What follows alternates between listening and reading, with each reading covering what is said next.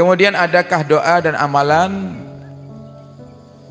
kepada Allah Subhanahu wa taala untuk sebuah keinginan atau dibukakan pintu rezeki, karena selama ini sudah berusaha dan berdoa tapi hasilnya selalu nyaris saja ya, hasilnya mungkin tidak memuaskan. Usaha kita ini yang perlu disadari dulu para hadirin nggih.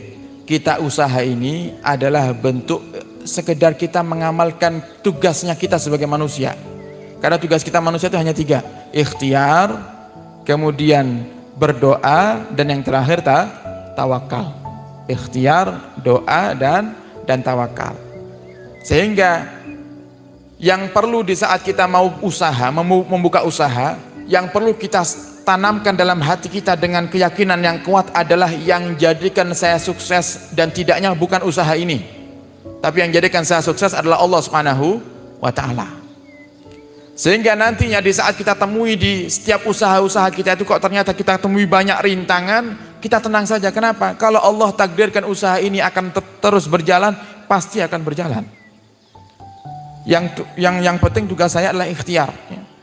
Kalau ternyata lagi tertimpa masalah, ya saya menyelamatkan supaya gimana caranya usaha ini bisa bertahan. Kok ternyata ujung-ujungnya nanti ternyata berhenti, bangkrut, ya terus usaha yang lainnya. Terkadang Allah itu ingin melihat bagaimana sih kuatnya keimanan kita itu, bagaimana sih kuatnya hati kita itu. Allah ingin ngetes kita, sehingga terkadang Allah berikan kepada kita tuh kegagalan berkali-kali para hadirin. Tujuannya untuk apa? Tujuannya agar nanti di saat kita sukses, bahagianya itu tidak nanggung-nanggung.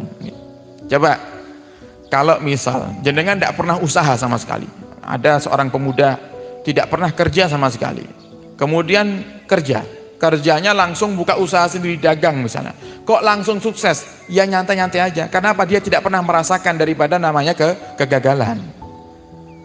Tapi kalau dia gagal, usaha jual makanan gagal, usaha jual pakaian gagal, usaha jual sembako gagal, jual ini gagal, jual itu gagal. Ternyata napa niku usaha jual apa misalnya, jual ikan ternyata. Kok justru malah lancar. Di situ pasti dia akan bersyukurnya lebih kepada Allah SWT. Kenapa? Dia sudah merasakan kegagalan yang begitu panjang.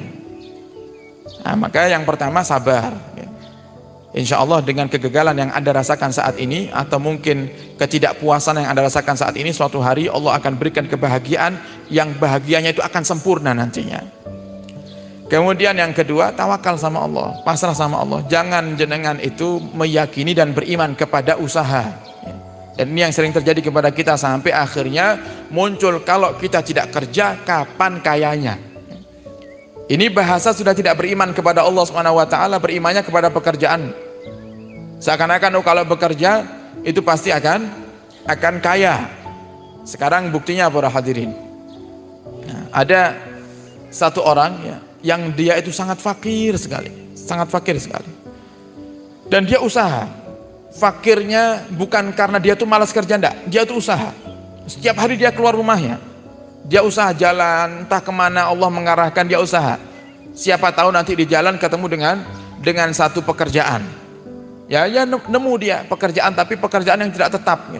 Yang sampai akhirnya di saat itu pekerjaan yang dia dapat itu pekerjaan nanti hasilnya cukup untuk makan. Sampai akhirnya suatu hari Allah memberikan hadiah kepadanya yang selama ini Allah tahan, supaya dia itu bahagianya juga luar biasa, yang akhirnya syukurnya kepada Allah juga luar biasa. Di saat dia sedang ikhtiar mencari sebuah pekerjaan itu para hadirin, tiba-tiba ada kendaraan yang dari kejauhan itu sudah oleng. Yang itu terjadi di jalan yang di sebelah kanannya adalah sebuah sungai yang besar. Ketika kendaraan itu oleng, tiba-tiba langsung mengarah ke arah sungai dan akhirnya nyemplung di situ. Dan itu terjadi di siang hari, yang artinya banyak orang yang menyaksikan itu. Kendaraan itu akhirnya nyemplung ke dalam para hadirin. Nah, di saat nyemplung ke dalam itu masyarakat sekitar itu tidak ada yang mau menolong. Karena masyarakat sudah pada suudzon, berprasangka buruk. Itu dari kejauhan sudah oleng, itu kelihatannya mabuk, wis ben-bene mati. Nah, sudah biarkan mati sekalian daripada hidup membahayakan nyawa orang. Tapi orang ini yang cari kerjaan, karena dia sedang berjalan di situ, dia nyemplung perhatian ke sungai. Dia selamatkan untuk orangnya, dikeluarkan dari aliran sungai tersebut, kemudian dia bawa ke dokter, dia bawa ke rumah sakit. Yang satu sudah tidak tersadarkan diri. Dicari identitasnya, kemudian dicari keluarganya, keluarga datang ke rumah sakit, orang ini pulang. Sudah selesai, orang ini pulang. Ternyata orang ini sadar. Orang yang kecelakaan tadi itu sadar. Kemudian dia tanya kepada keluarga, siapa yang nolong saya? Gitu. Karena saya sudah nyangka saya itu mati tadi. Siapa yang menyelamatkan saya? Kemudian si keluarga ada satu orang. Orangnya tinggal di daerah ini. Kemudian pas tadi dia lewat, kamu lewat di dekat tempat tinggalnya. Nah, kemudian saat orang ini sembuh, para hadirin, dia sudah sehat, dia datang ke tempat dia kecelakaan, dia tanya ke warga sekitar. Ke para masyarakat yang ada di situ, dia tanya, siapa yang dulu menyelamatkan saya? Ditunjukkan sama masyarakat, itu loh rumahnya yang menyelamatkan kamu. Rumah kecil. Kemudian orang ini masuk silaturahim, dan dia ucapkan terima kasih. Kemudian dia katakan, Bapak kerjanya apa? Ya, saya ini asal sepokok keluar, kalau ada yang bisa saya kerjakan, misalnya ngangkat barang, ya saya angkat barang. Nanti kalau ada orang yang butuh dibantu ya saya bantu, ya dengan upah yang paling tidak cukup untuk makan sehari-hari. Kemudian apa kata si bapak yang kecelakaan ini? Saya kebetulan punya usaha pabrik elektronik. Ini di Indonesia kejadiannya. Yang mereknya itu insya Allah kita semuanya tahu, tapi tidak perlu disebutkan mereknya. Kebetulan tahun ini, bulan ini waktunya cuci gudang. Jadi barang-barang yang baru-baru itu, tapi yang sudah produk lama, itu kita jual obral.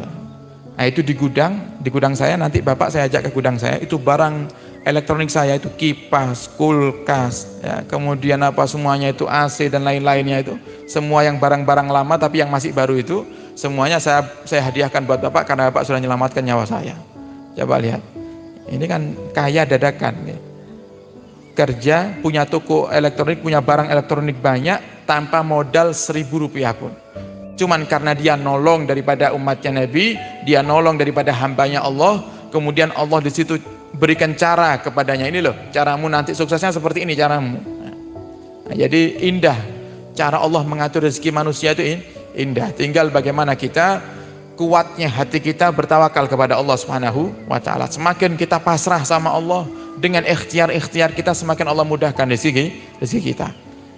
Ya, semoga yang sedang merintis usaha diberikan kesuksesan oleh Allah Subhanahu wa taala, diberikan keberhasilan oleh Allah Subhanahu wa taala. Amin ya rabbal alamin.